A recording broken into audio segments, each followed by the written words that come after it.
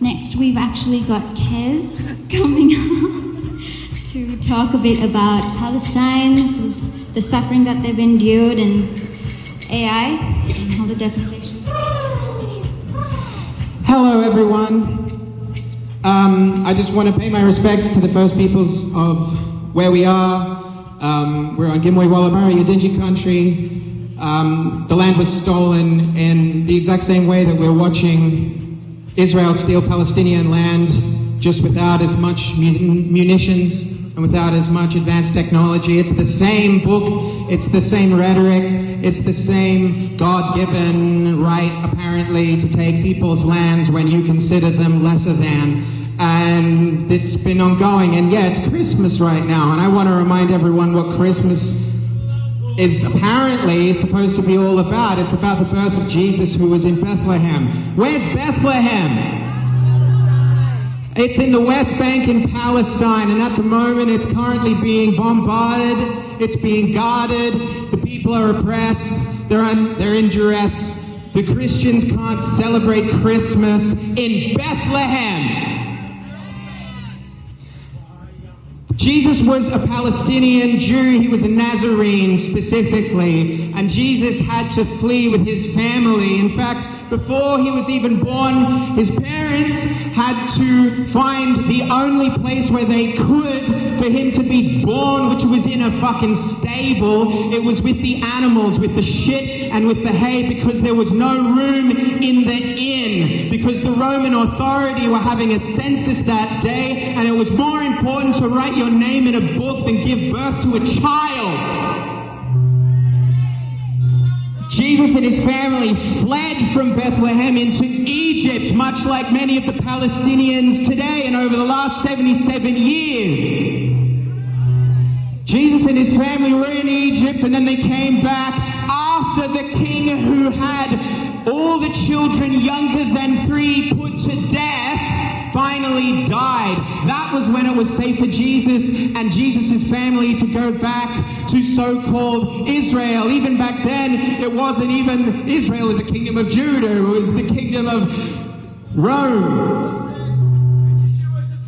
And Jesus had to fight for his life the entire time, and Jesus had to speak against the rulers of the law and the aristocracy who wanted to genocide the people then, who considered Palestinians then as chattel people. They were a slave caste in Roman times.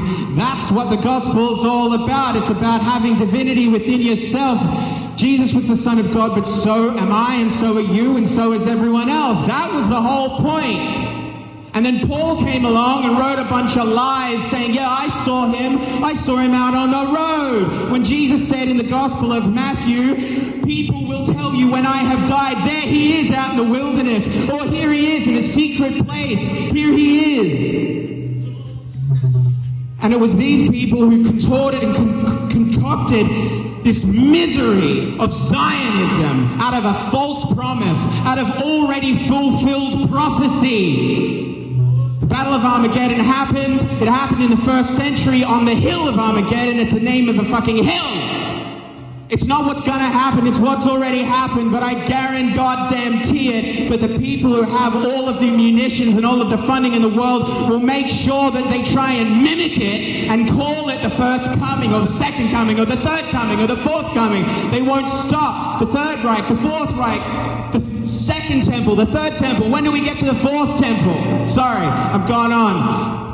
AI is a blight that I want to talk about right now because it confused me this week, and I'm a pretty proud person who has said that I know the difference between what's real and what's not. And this week, a video got to me, and it confounded me, and it made me feel a little bit useless. And what it made me think was that what's right in front of me is what's real, not what's on my fucking phone.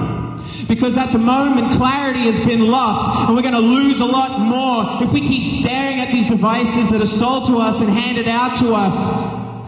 They monitor us, they track us, they're doing it right now. God can guarantee you're on some monitor, chat. They just haven't decided that we're a big enough threat yet. That's the same for everyone. And if you think that we live in a free country, refuse to pay your rent. See what happens. I I'm of Irish diaspora. I didn't really know much about it until about 5 years ago when I started looking into it. Ishash Aranak me, dear Dutch, to any Aranaks out there. And my people were slaughtered in the same way for 800 years. But then, I must admit, shamefully, my great-grandfather came here and colonized this land as well. It's not about who's who and what's what and color. It's about actions. It's about decisions. It's about deception. It's about the pressure that we've all been put under by empire and tyranny and people who want to plunder all this beautiful land. They'll cut down every goddamn tree if they can.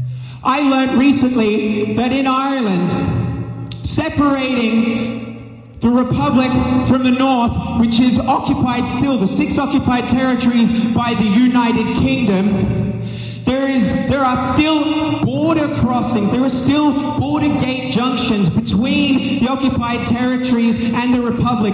There are gates that shut after a certain time, separating family from family, friend from friend, worker from workplace. That's happening in Ireland. So don't think it's not coming here. Don't think it's not already here. You've got gates at Coles, for Christ's sake. People aren't allowed to eat. People aren't allowed to sleep on the street. So what are people going to do? They're going to rise up. They're going to resist. They're going to be infiltrated by the right people who know how to press their buttons and twist the dagger in and make them the rebels that they can rely upon to do the wrong thing.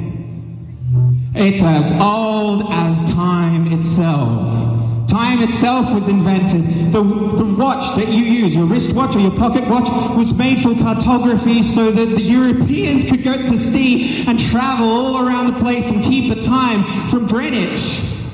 That's why the watch was invented, to keep us in place. So, I want to stop there because I've talked too much. There's too many people like me, white with cocks, who get enough airtime. So I think that we should hand it over to other people to actually talk, because they're screaming right now and no one can hear them. If I could give them the mic, I would. But the thing is, I'd like to say that I'm with them, but I'm not. I'm right here. I'm so far away from the genocide that's happening. If you want to think about what's really happening, you've seen it on your screens, you've seen the gore and the bloodshed. I want you to go away thinking about how it smells. Think about that.